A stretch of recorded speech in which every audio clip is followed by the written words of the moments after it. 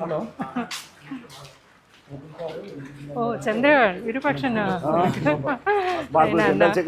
అవును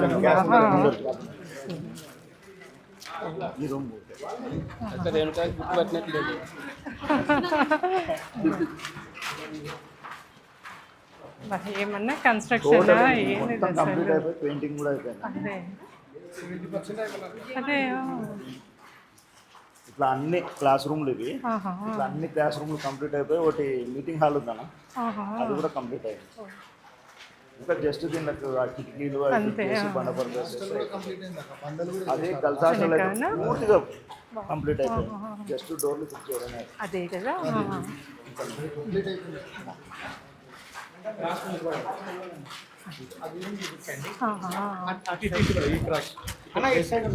ఇది యాక్చువల్లీ అది మెన్స్ హాస్టల్ మధ్యన ఏమంటారు, ఇది వచ్చేసి గర్ల్స్ హాస్టల్. గర్ల్స్ హాస్టల్ మొత్తం కంప్లీట్ అయిపోయింది సార్, టోటల్ గా కంప్లీట్.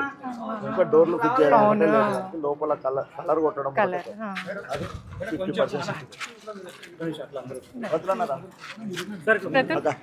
అక్క ప్రతులన్న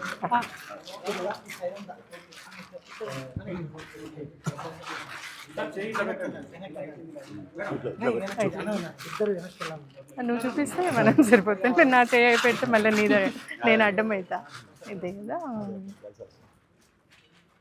కరెంటు ట్రైన్లు అన్ని మామూలుగా, ట్రైన్ కూడా ముందర ట్రైన్ కంప్లీట్ అయింది కదా. ఇది క్యాంటీన్, డైనింగ్ వాళ్ళిద్దరికి ఇద్దరికి కామన్ డైనింగ్. అవునవును.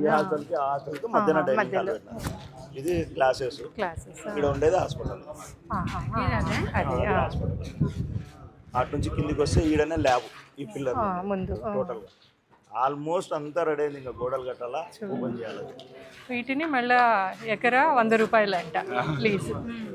అసలు ఏమన్నా మొత్తం కాంపౌండ్ వాళ్ళు కూడా కంప్లీట్. అవునవును. టోటల్ గా కాంపౌండ్ వాళ్ళు కూడా కంప్లీట్. అవునవును.